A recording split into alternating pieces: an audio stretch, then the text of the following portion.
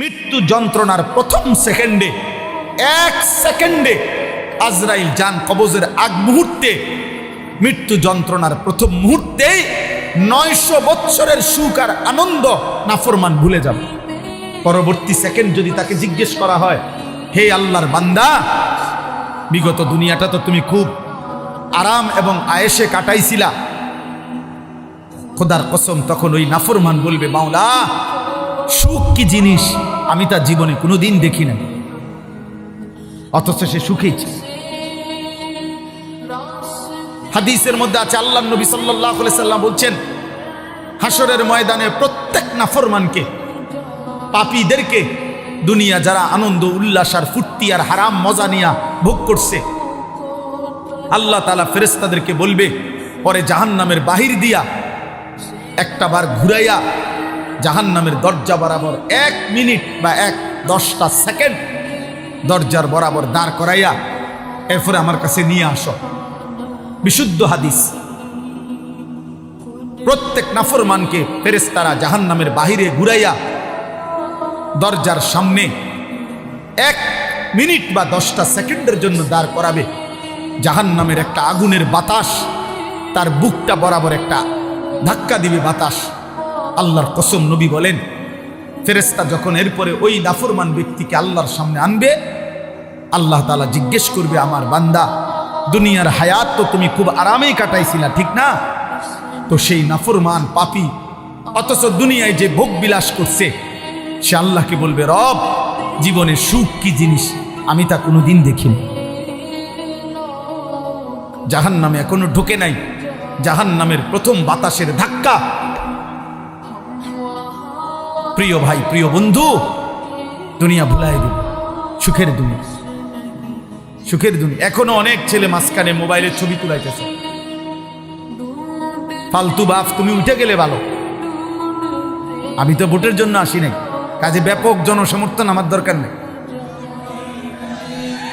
আমি নির্বাচনে প্রার্থী না, আমার কোনো ভোটের দরকার নেই, কাজে আমার ব্যাপক সমর্থন লাগবে এমন না। আমি 2-4-5 জন মানুষের সামনেও বয়ান করছি। অতএব দয়া করে আমি অনুরোধ করছি, আমাদের দিকে তাকায় আসুন এবং সকল বক্তার ওয়াজ নিজের ফায়দা দাও।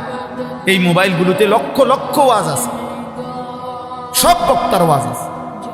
দোস্ত, আমার জীবনে থাকা দরকার, আমার কলিজায় থাকা দরকার, আমার হৃদয়ে উপলব্ধি দরকার, আমার বিবেকের অনুভূতি দরকার। এটুকু যদি ভাবনা না আসে, 3টা ঘন্টা আল্লাহর কথা শুনলাম, অথচ আমার হৃদয়ে সামান্যতম কোনো নড়াচড়া হয় নাই, কি শুনলাম? বললই কি, শুনলামই কি? আয়োজনই হলো কি? 10 ঘন্টা ওয়াজ শুনলাম, আমার হৃদয়ে কোনো অনুভূতি জাগে নাই। হাদিসের মধ্যে আছে, হযরত ইরবাদ ইবনে সারিয়া বলেন রাদিয়াল্লাহু তাআলা আনহু, নবীজি আমাদের সামনে ওয়াজ করেছেন। ওয়াজানা রাসূলুল্লাহ সাল্লাল্লাহু আলাইহি ওয়াসাল্লাম, নবীজি যখন আমাদের সামনে ওয়াজ করলেন, তিনি বলেন, জারাফাত মিনহাল উয়ুন ওয়া ওয়াজিলাত মিনহাল কুলুব, আমাদের প্রত্যেকের চোখ দিয়ে অঝরে পানি ঝরতে লাগলো এবং আমাদের অন্তরগুলো আল্লাহর ভয়ে কাঁপতে শুরু করলো। এ ছিল ওয়াজের ফলাফল, প্রতিক্রিয়া সাহাবায়ে কেরাম। এজন্য দোস্ত, আমরা প্রত্যেকেই এই কথা মনে রাখতে হবে, আমরা মরেই যাব। মৃত্যুর যন্ত্রণার 1 মুহূর্ত আমাদের দুনিয়া সব ভুলাই দিবে। হযরত নূহ আলাইহিস সালামের জামানার ওনার একজন বংশধরকে ঈসা আলাইহিস সালাম কবর থেকে তুলছিলেন। ঈসা নবীর জামানায় কিতাবের মধ্যে আছে, ঈসা নবী তখন নূহ আলাইহিস সালামের বংশধরকে জিজ্ঞেস করছিল, আপনি দুনিয়াতে কতদিন হায়াত পাইছিলেন? তিনি বলছেন 450 বছর। তখন ঈসা আলাইহিস সালাম জিজ্ঞেস করছে, হে নূহ নবীর বংশধর, আপনার চুল দাড়ি সাদা হইছে কোন বছর? 450 বছরের ভিতরে। নূহ আলাইহিস সালামের বংশধর বললেন, হে নবী ঈসা, আল্লাহর কসম, 450 বছরে আমার চুল দাড়ি কোনোদিন সাদা হয় নাই। মৃত্যু পর্যন্ত আমার চুল দাড়ি 450 বছর কালোই ছিল। কিন্তু আল্লাহর কসম, নবী ঈসা, মালাকুল মউত আজরাইল যখন আমার জান কবজ করতে শুরু করে। এই জান কবজের এই কয়েক সেকেন্ডের কষ্টে আমার চুল দাড়ি 450 বছরের কালো চুল দাড়ি সাদা হয়ে গেছে। দোস্ত আমার কাছে কিতাব আছে গাড়িতে, ওয়াজাআত সাকরাতুল মাউত বিল হক।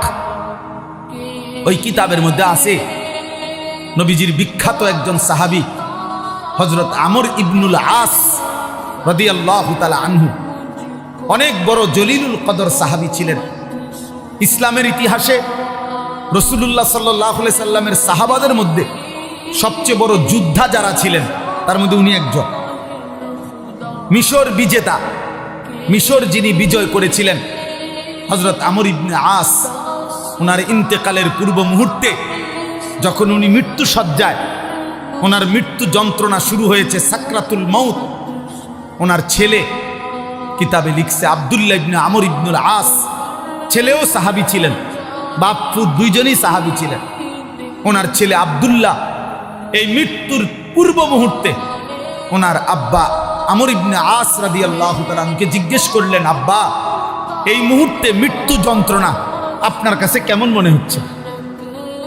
আপনি আমাকে একটু বলেন। কসম আল্লাহর, সাহাবী আমর ইবনে আস বলে, ইয়া বুনাইয়া, হে আমার কলিজার টুকরা সন্তান, কাআন্না জিবালাদ দুনিয়া আলা সাদরি, আমার কাছে মনে হচ্ছে পৃথিবীর সবগুলো পাহাড় আমার বুকের উপরে চাপ দিয়ে রাখছে। কাআন্না জিবালাদ দুনিয়া আলা সাদরি,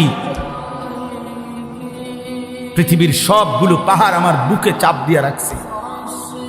ওয়া কাআন্নি আতানাফাসু মিন সাকবিল ইবরা, আর তিনি বলে, বাপ আমার, সন্তান আমার মনে হয় আমি যেন সুইয়ের ছিদ্র দিয়া একটু নিঃশ্বাস নিতেছি।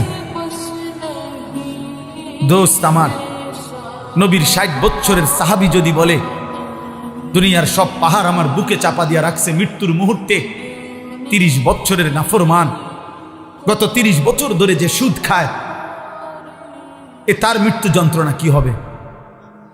365 দিনে খোদার এক বছরে যে কোনো দিন 5 ওয়াক্ত নামাজ পড়ে না, সেই নাফরমানের মৃত্যু যন্ত্রণা কেমন হবে?